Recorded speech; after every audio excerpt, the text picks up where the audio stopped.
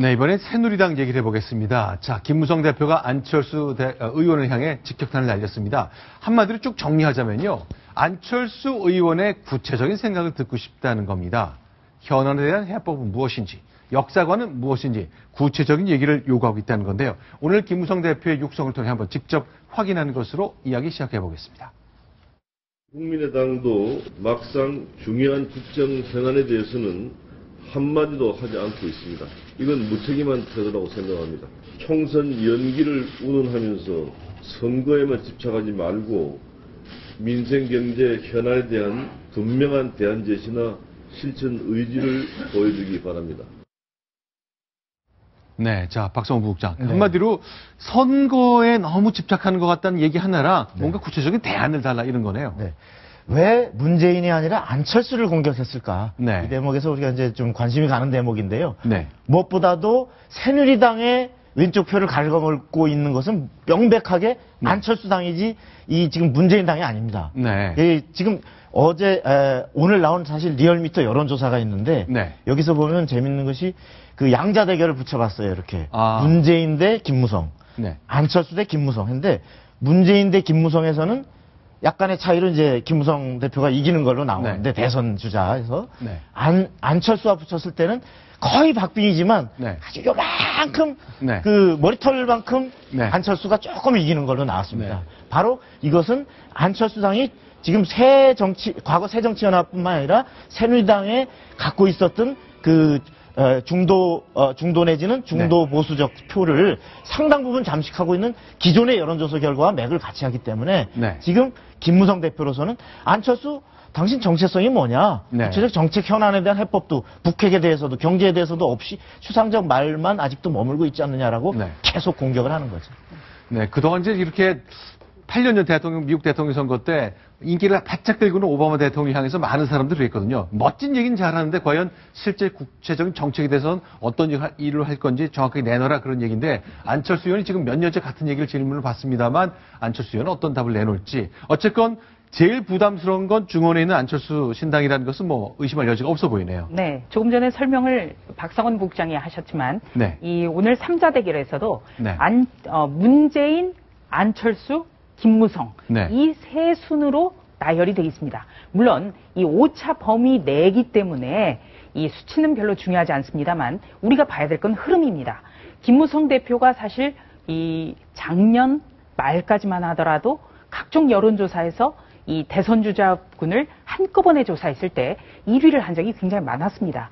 그런데 이렇게 아주 오차 범위에 다 들어가 있지만 3위로 내려앉은 것은 안철수 의원이 그만큼 김무성 대표의 지지층 그리고 중도층을 끌어안고 있다. 그리고 조금 전에 보셨던 뉴욕 참배에서도 중도층을 끌어안을 만한 행보를 계속하고 있다. 이런 점 때문에 김무성 대표로서는 안철수 의원을 의식하지 않을 수가 없습니다.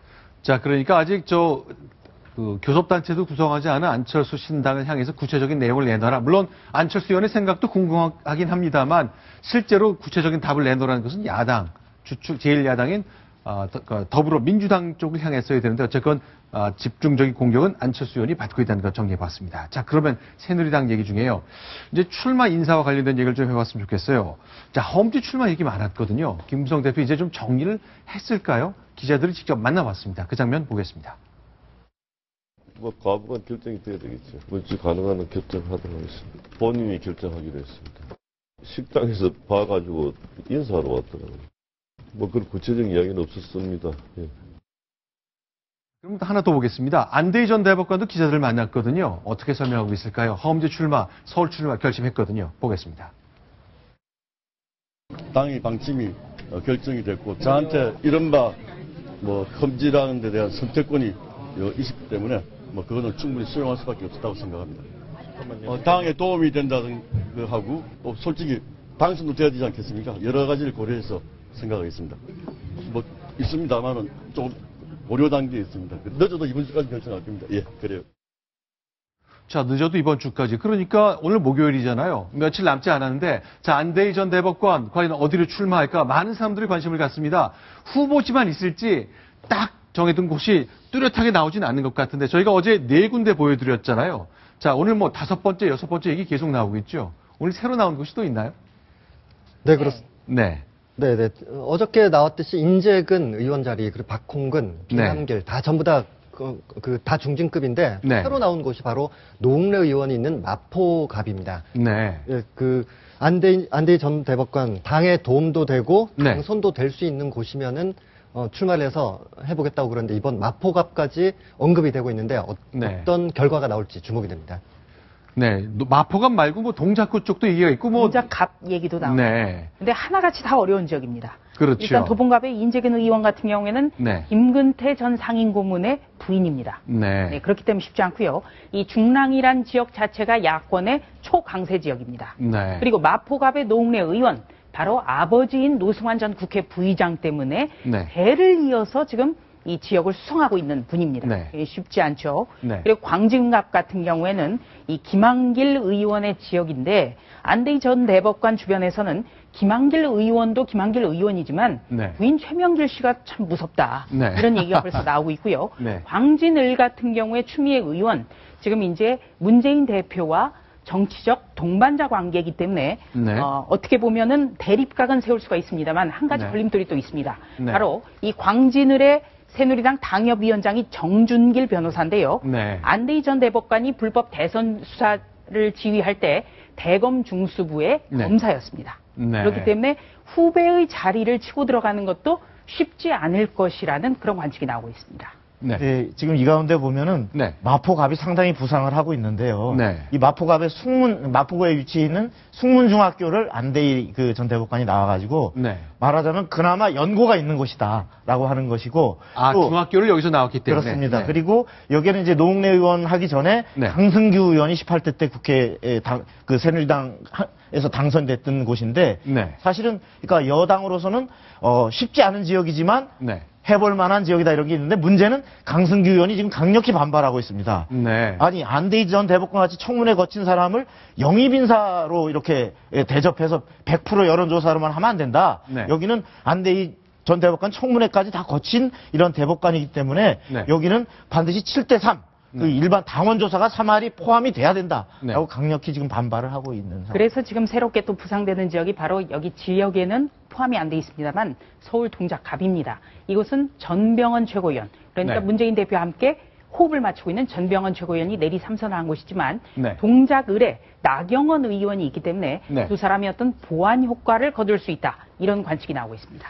자, 그렇죠. 이제 이 지도로 저희가 만든 5곳 이외에 동작갑구, 전병헌 최고위원이 있는 그 지역이 부상하고 있다는데 바로 이런 공통점인 것 같습니다. 김무성 대표 체제에서 이번 총선 치를 때 친노 의원을 타깃으로 삼아 공천하겠다. 이런 기류가 좀 형성되는 것 같습니다. 아무래도 그런 흐름인데 새롭게 새누리당이 입당하고 선거에 출마를 결심한 4명의 변호사 지난 일요일 날 회견을 했었는데요. 이분들이 비슷한 얘기를 하고 있습니다. 그 회견 장면부터 확인하겠습니다. 국회 선진화법이라든가 이런 것들과 관련해서도 가장 어떤 그 반대적 입장을 보이는 분들이 친노 의원들이라고 저희는 생각을 합니다. 마포을입니다. 막말 정치의 대표자라고 얘기할 수 있는 정청래 의원입니다. 막말 정치를 심판하고 싶습니다. 중랑갑 지역이 지금 서영교 의원의 지역인데요. 그쪽으로 선택하게 됐습니다. 노은이를 지원 연구는 없는데 또 더불어민주당에서 굉장히 중책을 맡으신 건 제가 알고 있지만 실질적으로 노원일이 어떤 교육 특구로 발전하는데 그다지 지대한 역할을 하지 못했다고 저 말씀드리고 생각하고 있거든요. 자, 손소 변호사. 그냥 그동안 같이 이제 패널로 같이 활동했던 분들이 저기 눈에 띄셨는데 일단 컨셉을 친노 핵심 의원들을 공천의 대상으로 삼아서 이제 자객 노릇을 하겠다는 걸로 보이는데 가능성 쉽지 않은 곳들이잖아요. 혹시 얘기를 좀 들어보셨습니까?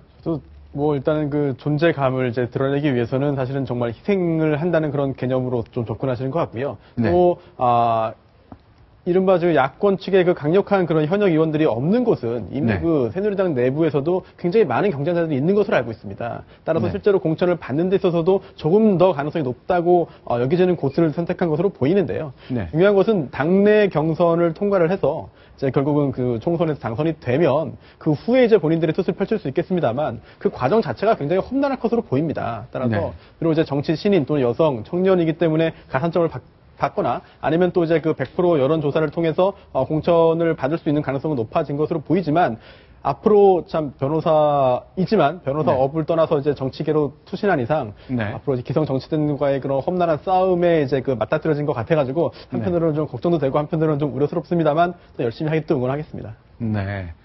자, 일단 친도 진영 의원들이 이제 나를 자객하기 위해 달려들었다 하는 생각을 가질 텐데, 과연 선거 결과라는 게 결국 구도가 굉장히 중요하기 때문에 야권 후보의 교통정리가 더없이 중요하겠죠. 자, 그럼 한 가지 더 점검해 보겠습니다. 최경환 경제부총리가 이제 돌아왔는데, 또 역시 친박 의원들 중심으로 식사 모임 하면서 세를 모아가는 것 같습니다. 자, 어제요, 친박 세머리 관련해서 기자들 질문했는데, 최경환 의원, 나는 단순한 평의원일 뿐이다라고 설명했다네요. 그 장면 직접 한번 들어보겠습니다. 오늘 저녁에 만찬도 예정돼 있다고 들었습니다. 대선 의원들 어떤 내용? 저녁 먹는 가지고 얘기해요. 대구 수성 갑출만 전혀 전혀 아닙니까? 전혀 사실입니다. 오늘 저녁엔 어떤 이야기 나누실 건지? 1년 6개월 동안 네. 나름 바깥에 나가 있었기 때문에 네. 돌아왔으면 만나서 뭐 돌아갔다고 인사드리는 게 도리 아닙니까? 분들이 좀 방송하시거나 자, 아이고, 평의원이 무슨 말을 네, 평의원이 무슨 말을 이라지만 저렇게 기자들이 평의원한테 저렇게 따라붙지는 않죠. 평의원이 당에 돌아왔는데 네. 소선 의원들 쫙 마서 밥 먹고 네. 재선 의원들 쫙 마서 밥 먹고 중진 의원들 쫙 마서 밥 먹고 이런 평의원은 없죠. 네. 사실상 그 청와대와 가장 소통이 되면서도 실질적인 친박의 좌장격인 이러한 최경환 전 대표를 중심으로 당장 지금 구성되는 이제 공천관리위원회를 통한 공천 작업에서 어떤 친박의 이해를 가장 집약해서 의견을 조율하는 이런 실질적인 역할을 하게 될 이런 최경환 의원을 중심으로 친박들이 뭉치고 있는 거고요. 네. 이에 따라서 또 비박 간에 또 공천을 놓고도 실질적으로 많은 또 앞으로 긴장과 갈등이 예상됩니다. 네, 지금 보이는 장면은 어제 저녁 때 최경환 전 경제부총리가 재선 의원들과 식사를 했던 곳인데 저희가 그 건물을 촬영했습니다만 저 안에서 무슨 얘기를 나눴는지 알 길은 없지요. 다만 눈에 띄는 게 스스로 이제 공개한 내용을 보면요. 건배사에 의리 이런 말이 들어간다 그래요. 좀 궁금합니다. 정치인들이 의리로 건배사하는 곳이 덜어 있었나요? 전 별로 들어보지 못했는데.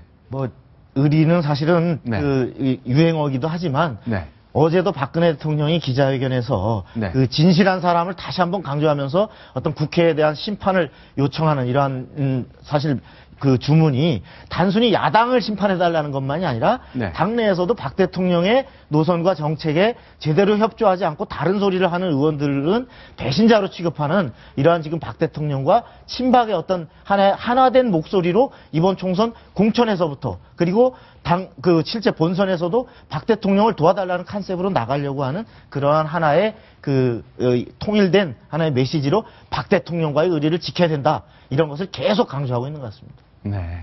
자, 최근에 몇 년 전이지만 박근혜 대통령이 직접 글을 써서 의리가 없으면 인간도 아니다. 라는 말을 남겼던 기억이 나는데 어쨌건 친박 중심에서는 의리라는 것에 크게 기대는 모습 확인할 수 있었습니다. 자, 다음 소식도 확인하겠습니다. 수원이 확인합니다.